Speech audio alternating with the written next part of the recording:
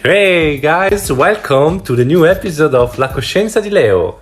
Tonight I'm here to announce one of my best friends from the rolling lands of Norway, Äsleik Kapstad!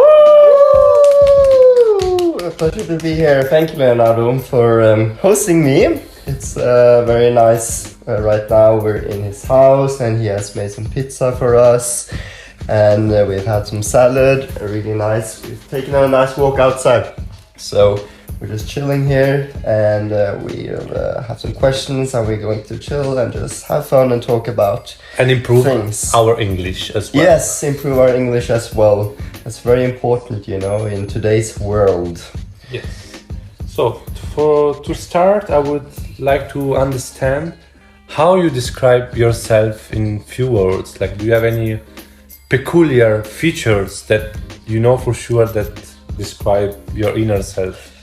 Well, yes, I would say I have some peculiar features. So one of them is probably that I get very easily obsessed with things, or that I work very hard on some things after I get very interested in them.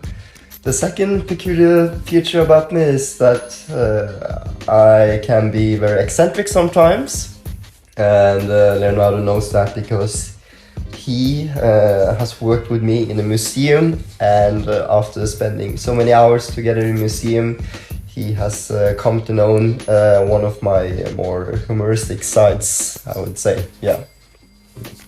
Do you think this humoristic side pop-ups more in difficult moments, so it try to help you to overcome these difficulties, or do you feel that like humoristic also describe most of your day, most of your routine?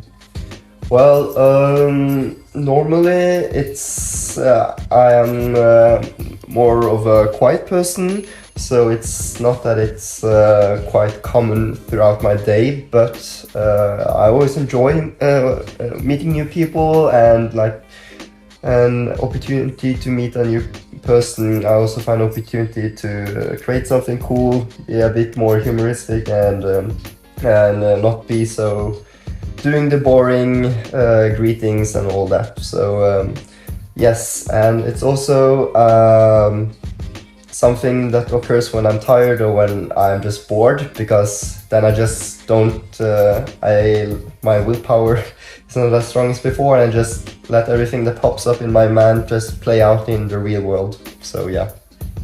And in this aspect, I feel really connected to you because, yeah, I feel that I overcome this difficulty the same way. So when I'm bored, I just let my mind blow and Yeah, true. like I try to disconnect from reality to just maybe Yeah. try to make the time go faster or something like this. Yeah, true. So now I think also from another point of view, so like maybe for a customer of the museum or a colleague to see us, each both of us just like blabbing around and yeah. like, making sound would be very interesting experience. Probably. Yeah. It's something that I haven't experienced before, to be honest. And it's very nice, you know, to have someone you can just joke around with the customers. It's not something that occurs all the time. And how come that we are here together in Berlin? What did you push to going out from your comfort zone, from your home town, to come to Germany and here in Berlin? So I before I came to Berlin, I studied classical music in Copenhagen, and I studied there for like 1.5 years, and then I realized that I didn't want to become a musician, and that was in the Corona period. So I had a really tough time then, and I went back to my parents. I thought over things, and then I did some chemistry and physics courses because I needed that to get some better educational options later on. And after that, I just didn't want to study because I've already gone to a music conservatory, and then I also did these additional courses, and I just wanted to try something different. Therefore, I just spontaneously decided to move to Berlin, and I also wanted to learn the language, German, which I also had learned in school. So I just wanted new experiences and to learn a new language. Yeah. You think the presence of COVID affected your decision to leave music? Yeah, definitely, because I had a lot of time to think through, and I really thought about what I want to do with my life, and music is really fun, and there's a lot of joy in it, but especially in the classical music. Because which instrument do you play? I used to play, or I play classical accordion, and I play jazz saxophone. So I played these two instruments quite heavily for like 10, 12 years, and I didn't know anything except music. So I was in a position where I'm not happy with what I've experienced so far. I want to try something new, and then I tried it. So COVID definitely affected my decision. Yeah. And is music still a big part of your life? It's not such a big part, but it's something I enjoy.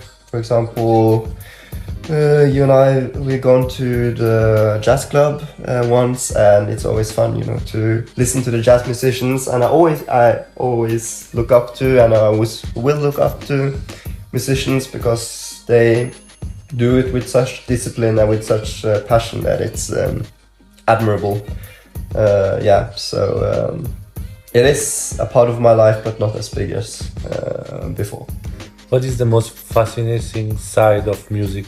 Doing something that both entails your mind and also your feelings, and then conveying it to another person, and then stirring some emotions in this person to the point that she or he feels blessed for being in this life and being able to enjoy the experience I'm giving to him or her. I think is a kind of the ultimate form of art. Yeah. Because it's the less concrete, the less physical. Like it's not an architecture piece. It's not an artwork. It's really something that you can't physically touch it. You know? True. But it's so like universal. So it doesn't matter. Yes. Like I think we have the rhythm since we are a child. Like if you feel music, you feel something inside you, and this feeling can be shared in any part of the world, also from apparently some studies from animals as well. They react to music, and to every human being. Yeah. So an example that I always do, that I really like Russian hip hop. Yeah. And I don't understand a word, but the vibe of the music touch my heart, and that is very cool. And from other, like if I watch a movie with spoken Russian, of course I don't feel so much, because I don't understand. Also like a book, if it's not in my language, I can't really appreciate it fully, but with music, overcome all these difficulties. Yeah, definitely. It's universal. It's a universal language of love, you can say, and it's also an art.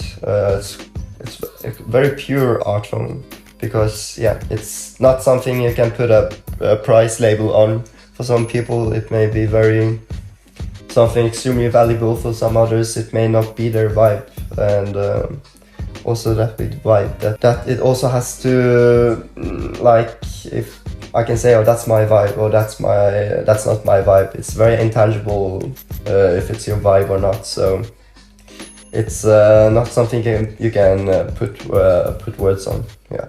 What's your philosophy of life? Do you have one? Philosophy of life. Like a way of living. Yeah, I have one. I think it's a bit nihilistic. I don't think that there is any inherent meaning to life, but that we create one. I don't think there is anything of value, actually. I don't think there is anything with inherent value. I don't think anything is sacred. But I feel like whatever we put our minds to, or whatever we focus on, or whatever is valuable to you is what's meaningful. And yes, and it's not objectively meaningful. For example, a jar of peanut butter can have a different meaning to different people. To a person who is allergic to peanut butter, it may spell death for him or her, but for another person it's not.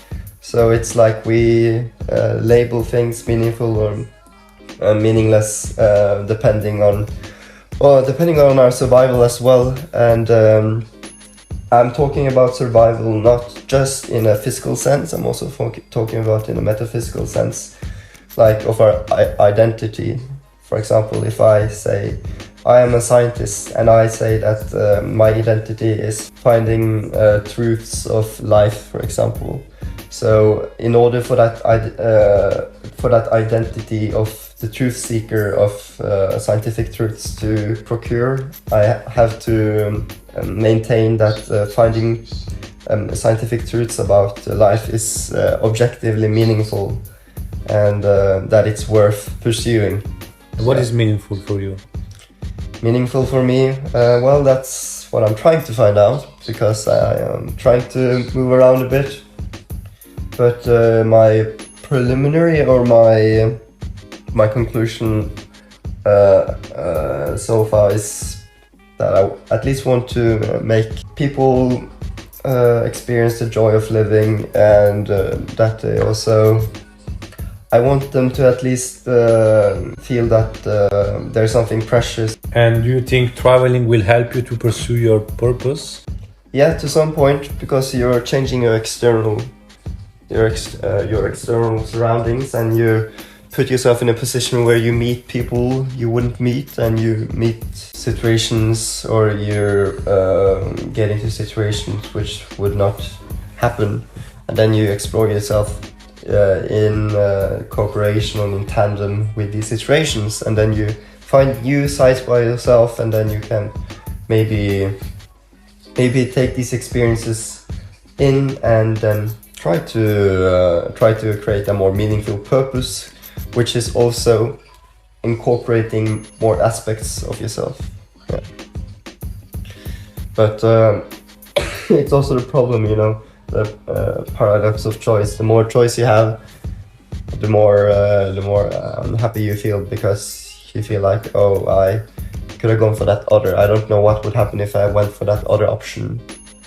Yeah. So you think it's better to try to do something and then realize that it was the wrong choice than to not take a choice at all, right? Well, not taking a choice is taking a choice as well. So I feel like you have to at least be very conscious. So if you say I don't take a choice, then you have to at least say to yourself that yes, my choice is not taking a choice, because if you don't take a choice, then probably become quite bitter, because you don't admit that you had a choice, and then you said that the outside world forced you to do this or that.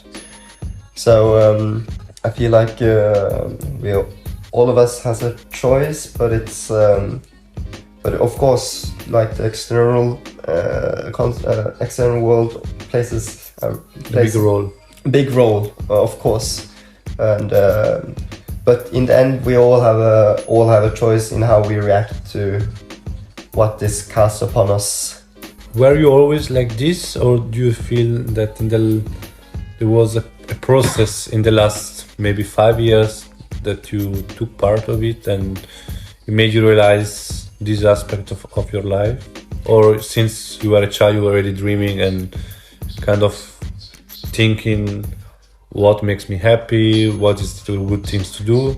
Well, well, when I was a child, I didn't think about what would make me happy or not, but indirectly I thought about it, because I pursued things that I thought would make me happy. So the question of would this make me happy was in there, but I didn't think about it. I just pursued what I thought I wanted.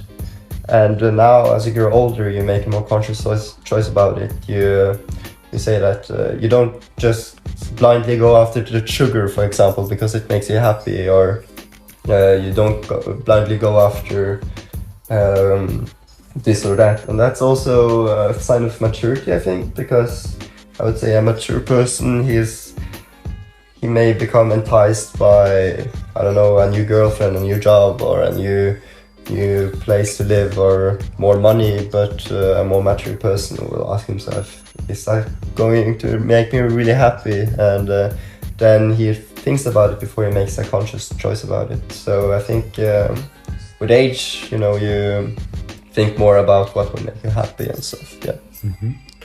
So what do you think is the most similarities and differences between your life in Norway and your life here in Berlin?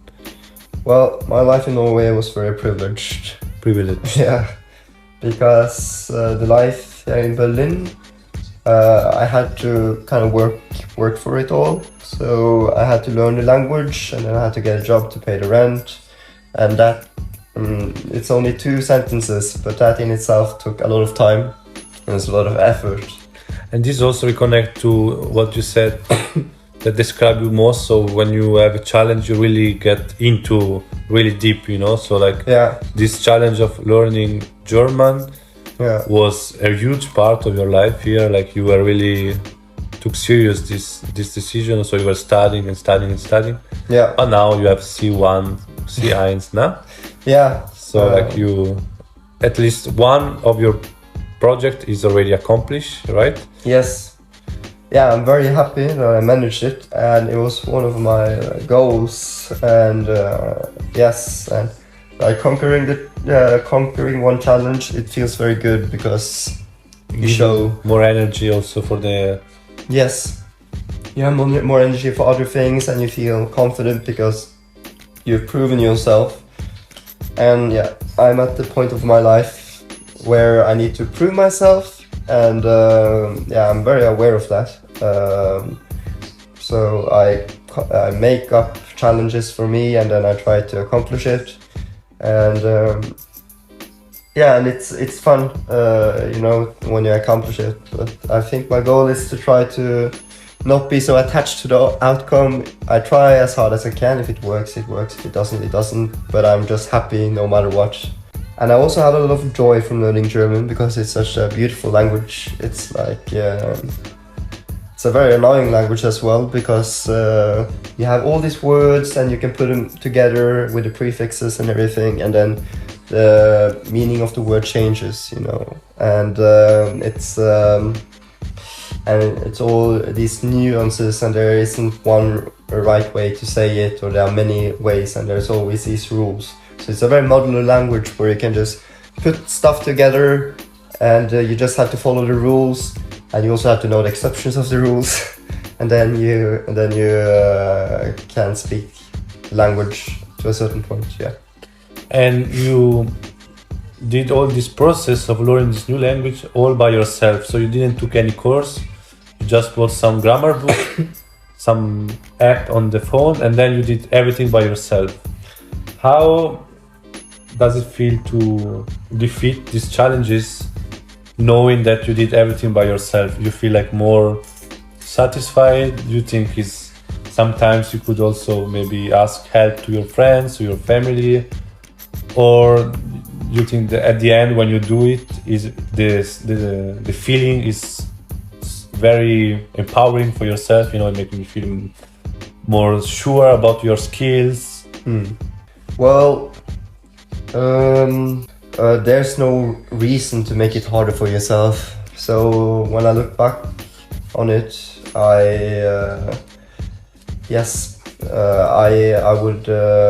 would ask for more help, and I would try to find easier ways about it. You can't just work hard nowadays. You have to work smart to accomplish things. Of course, I got a feeling of empowerment of overcoming this challenge, but as I said, I could have made it easier for myself. So what I would tell myself is that I would probably that I needed to be less stubborn. I needed to seek out people who could help me, and I could also seek out teachers and stuff. But the problem was that I didn't have any money to go to courses. So I was kind of trapped in my own apartment, and I had to learn it by myself. And I also, in order to get a job, I needed to learn German. So therefore I decided, okay, I'll learn it very intensively for 2 months. Then I'll try to get a job, and I got a job with Leo. Woo! Yeah, and then I continued to study on my own, and I managed it. But yeah, of course, you just need to be less proud, and just because you can't do everything by yourself, you also have to rely on others, and there is no shame in asking for help. Yeah. And so, talking about economics, is it still possible in this world? Do you think it was more easy maybe before COVID, before internet, or now is the moment to do something and try to, like, that we have all the tools to really do basically everything we want? Yeah, I think it has become easier with the internet, because we have free access to information, and we can learn most of it by ourselves. But I feel like it's very hard for you can also think about it this way, because everybody has the tools to get better and to learn their craft. The competition gets stronger, the competition gets more fierce, and then you don't have as much edge as before. And it's especially hard in today's society, you know, where we very much emphasize materialistic things. We don't pay much for artistic or abstract experiences mostly. Mm-hmm. And yes, mostly we pay for things that benefit us in either way in life. And of course, we also, that's right. We need things that help us in our life, but I think we should emphasize more on enjoying things, you know, and showing value for the enjoyment of something, not for the purpose that it may benefit you afterwards or anything, but just because you enjoy experiencing what you're paying with monetary value. Yeah. I mean, I think that nowadays we have a lot of chances to connect. So like we don't have anymore the limit, you know, that if you are born in a certain place, Yeah. it would be very hard to leave that place, and also your like social life would be around that place, your future working life, family life would be in that direction. So now really with just one click we can speak with the other side of the world, like, and also find opportunities. Yeah. But still, I feel that the most essential parts of life, so like find a place to stay, buy food, like this, they're really like still present, you know. Yes. And the availability of these things is getting low, more hard to get, and the price higher as well, maybe. Yeah. So it's always a kind of a balance between like, okay, you have a lot of chances, but it's not very like true that that you have access to most of them, you know. Yeah, true. Like we live in Berlin, and here in Berlin the housing not the most expensive, but there's a lot of demand for housing, so it's quite hard to find housing, and therefore you must be willing to pay high prices. And in order to find these apartments with higher prices, and you have to work more. And when you work more, you don't have so much time to work on your own projects and to realize your goals, and also and to enjoy Berlin. Yes, and to enjoy like the place where you travel to. And it's also like when you don't have an education, or when you're quite fresh, new, young, you come to this place where there's a lot of people there, and you just have to take the opportunity for whatever job you find. Yeah. And when you find, and these jobs tend to not be so spiritually fulfilling, they tend to drain you. So, and they made you, like, as we said before this podcast, it creates a sort of circle, you know. Yeah, it creates an evil circle. Because we had this colleague who come from Asia, and she has an education in science, right? Yeah.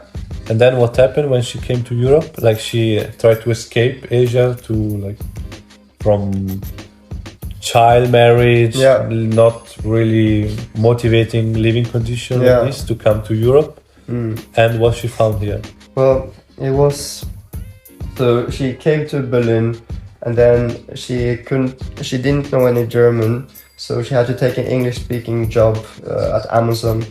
It was an okay job, but when you work in order to pay the high rent, you don't have so much time left to learn the language, and the people at your workplace, they don't speak German, so you just end up speaking English, and then you can't find any high-paying jobs which require German because you can't learn German. And then she, in order to extend her visa, she just took a job she took an education in business just to be able to live here, and now she's more caught up in it while she has to work and she has to study. She doesn't have so much time to learn German, I think. And it's this cycle where you exchange your time for money, and then you don't in these low-paying jobs which are draining you, and then you don't have so much energy or time left to try to reach a better level. Yes, so I feel like the places that are not so privileged in society, or the lower places, the hierarchies, it's very hard to get out of them because it's reinforcing itself. And then, like, for example, when you're higher up, when you, for example, have an education where you speak the language, then it's quite easy to get the job experience, and then you use this job experience to get even better jobs, and then it's get exponentially better if you have a hold already. So it's a self-reinforcing cycle. And do you think, are you escaping from that? I'm questioning myself, and I am lucky because I have parents home in Norway. I can just take a flight 1.5 hours, and then I can live there for free, and then I can think through things. I can save up some money, and then I can start an education, and I have parents then who can support me and stuff. But that's because they've built up a wealth. They've built up this house. This took like 40-50 years to maybe build this house and to pay the loan, and just so they came to Norway. Your parents, or they were already living there? So my mom came to Norway. My father, he is a pensionist in Norway, so he is Norwegian. My mom, she also had to learn the language and stuff, but it was a bit easier because she was living with my dad, and she could learn the language through that, and they also had one income on my dad's side. But the point is that I can afford to have a really good education because I've had this free education system for like 13 years, and I also have a house which I can live in, and I can just focus on anything I want to do for some months, and then relocate in my life. And even now I'm reaping benefits from it. For example, I wouldn't be able to get my other job now as a teacher or as a educator if I didn't have like 13 years of good Norwegian education in my backpack. It wouldn't be possible, and therefore I really don't believe that it's possible to just work your way up to the top of it is possible. I'm not saying that, but when successful people say that, okay, to people who are stuck in a vicious cycle, just work harder, just work your way up, they learn to appreciate the strongholds or the benefits they already had, and these benefits they grow exponentially after some time, and it's and yeah, I say it's even possible for the person who's completely at the street to work his way up, but to expect that from him, it's like it's not realistic. Like we have this successful person saying just work your way up, and says that maybe to a homeless person. Well, I don't. Yeah, it's possible for a homeless person to do it, but it's quite unrealistic. And then we have like the example of all these people on going to the gym right after New Year's Eve, and they say, yeah, I'm going to get a fit body. They can't even hold that promise. How do you and all these people just fall off and they don't go to the gym. How do you expect people who are completely downtrodden in life to work their way completely up when you can't even expect normal people to keep one simple promise, you know? And that's something we are think about, or it's not something we take for granted as when we already have it. Yeah. Do you like follow some kind of gurus to kind of motivate you, or like you get motivation from something else? I like in this day and age, I think there's a lot of gurus, like there's a lot of self-help gurus and stuff, and I'm all for self-help. I really believe that we should take our lives in our own hands, because that's the situation we're in. We either we take responsibility for it, or we put the responsibility on others, on the world. But if you have responsibility yourself, you can at least do something with it. And you have kind of full control. Yes. As well, because if you just let other people choose, and then like if something happens, then you just have to adapt, you know. And you yeah, true. And it's better to take responsibility for it. True. And it's very hard sometimes, you know, for the ego to take responsibilities for your shortcomings and your failures. True. But yeah, I used to follow some self-help gurus, but and I used to read a lot of self-help books, because I was curious about how to succeed in life and how to live a happy life, and I just wanted some guidance in my life. But not so much now. Now I'm more into trying stuff out. If it makes sense for me, I'll do it. If it doesn't, it doesn't.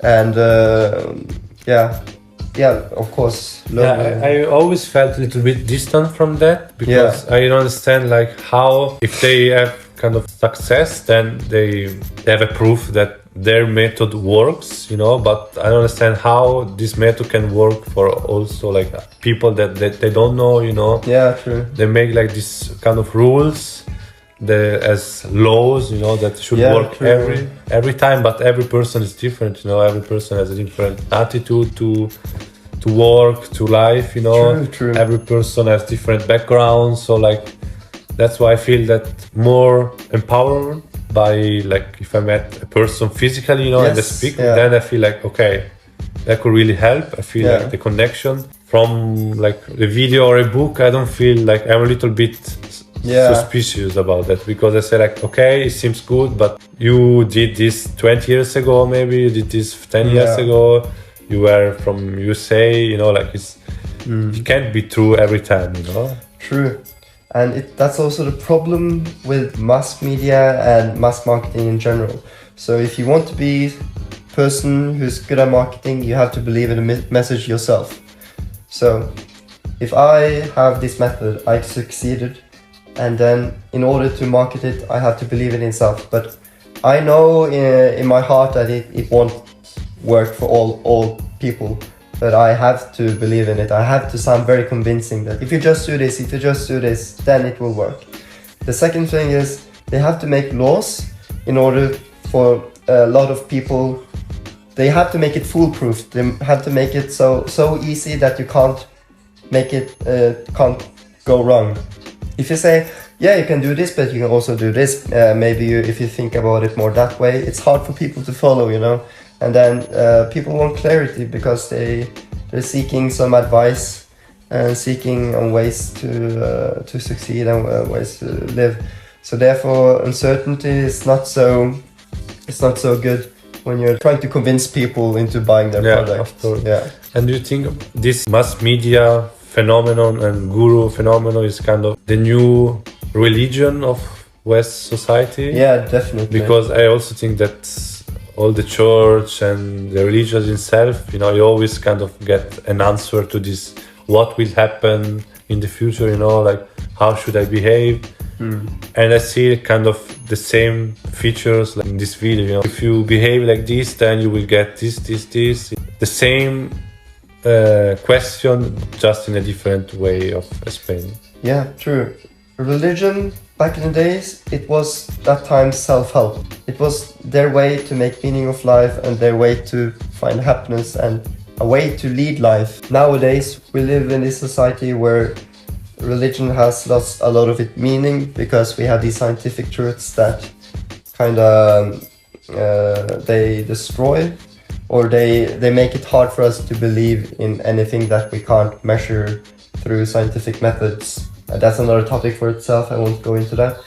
But because we live in this very pluralistic society, multicultural, we have a lot of these options to choose how to live and stuff.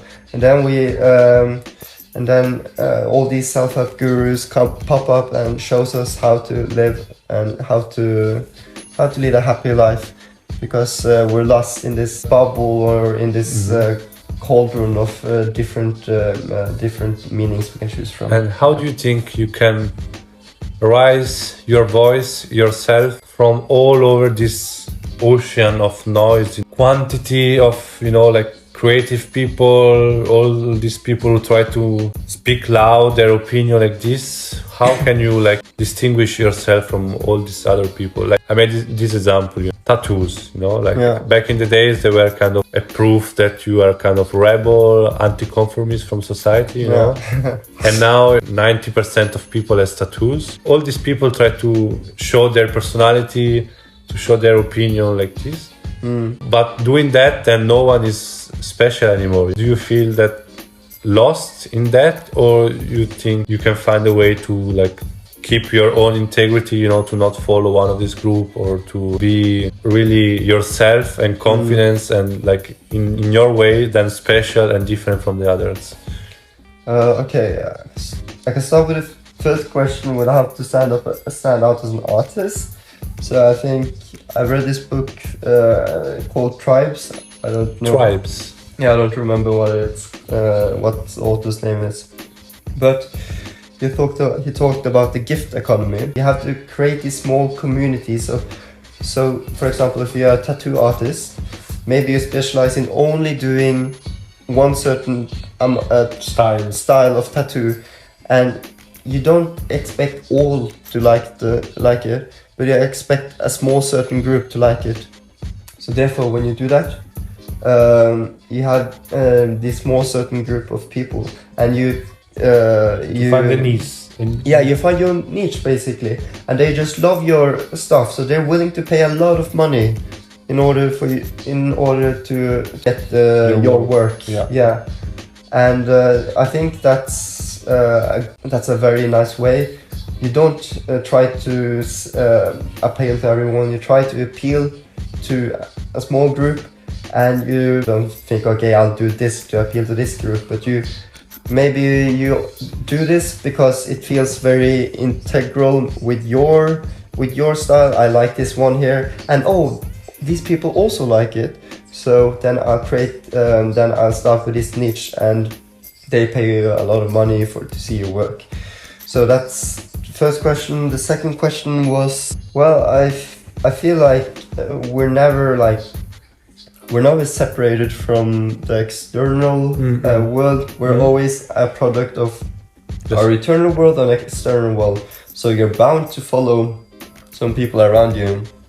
I think, or you're bound to be influenced by the people around you and the community around you. True. One needs to spend a lot of time alone and to contemplate what really feels true and what really feels good when you express yourself, you know. For example, if you feel good wearing these tattoos, do it. If you feel good about being non-binary, do it. If you feel good talking a certain way, do it. And yes, and it's a continuous exploration process where you have to introspect. Yeah, the main part is to like really know yourself, you know, and also get time to understand also your demons, you know. Yeah, like, true. Yeah, and you can't shy away from your demons. There's also a part of you, you know. Yeah, and I think like in this age is very easy to just... Yeah, we become quite lazy, you know. We just take in information. We never take time to think through it on ourselves, and we don't take time to experience what's happening right now. Yeah, and also like in this for pretty much everything. If your favorite artist makes a new album, you know, you want it now. You don't want to go to the shop, wait and buy the CD, and then you want just to download the leak file from the website as soon as possible. You can't wait anymore, you know, like, and the same way you don't want to wait anymore also for a process that needs time to improve, you know. You just want to reach all the solution as soon as possible. Yeah, it's like you're seeking for answers without trying to think of the answers yourself. And since you want ready-made solutions, you never take the time to develop them. Yeah. The last question time. Yeah. So here in the podcast, we are a big fan of reading. Oh yeah. So I would like to ask you the 3 books that change your life. You really feel connected to them. Yeah. Just a second. I have my iPad here. I just need to. So you are like an ebook reader more than physical book. Why so? Well, books, they weigh a lot, and when you're traveling around, you don't want to bring 70 books with you. That's too much. So that's why I use everything on the iPad. In which language do you read? I usually read in English all the time. So yeah, but I used to read some German books before too. Oh, okay. Yeah. Okay. And that was something different. Okay, so I think the first book is The Structure of Scientific Revolutions by Thomas Kuhn. Really made me question science and also made me realize how science is a subtle and subjective affair. The second is Why Materialism is Ballooning. So it's by Bernardo Kastrup, and it's also about metaphysics of the world and how he describes another metaphysics that is more in congruence with how we perceive our world. And the last one is maybe Labyrinths of Reason. It was a cool book because he came up with these riddles of reason and showed us the limits of reason. And in today's age, we think that we can reason ourselves to every answer in the universe, but there are some questions who can't be solved by reason, and that opened my eyes. Yeah. So for reading, you still like more kind of essays, scientific book, not novels? No, but I read sometimes autobiographies. For example, I read Mahatma Gandhi's last book. That was also something I enjoyed. Very interesting to see how he led a life and how we use self-punishment and starving and non-violent ways, and just his insistence on these methods for the greater good. That was very admirable. Yeah. What is the difference between reading and learning from books, learning from practical? Well, I feel like reading is more passive. If you just read without studying it, it's more a passive way. It's like I don't remember it, like if I study, but it's in the back of my head, and I think it's always subconsciously affecting my decisions and my worldview and my reasons. So the more you read, the more the richer database or the richer source you can make your opinions from. And usually, like, you approach reading because you have pleasure to read in that moment. You're curious and you want to get enriched by something that you are interested in. So I think studying is harder because you have to make a conscious effort of trying to remember something or trying to integrate it in your mind, and that's takes more effort on your part, and it takes more deliberate practice. While reading, it's more passive. You just read through it, and you don't have to. You just consume the information, and then you just let it simmer while you're walking around. You're not taking it as a serious. It's more relaxed, you know. Yes. My value is basically to become more knowledgeable and also to know more about the world. And that's why I read, I would say, mostly. All right, thank you very much. Do you want to give a last message to our listeners? Yeah, I would say thank you for the podcast. It was really fun. Thank you for listening, guys. It's super cool. And and just take care of each other. And peace. Maybe we'll see each other one time. Ciao. Yeah, you're invited to take part of our podcast. Yeah. And to visit us in Berlin. Danke für die Zuhörer. Ciao. Tschüss.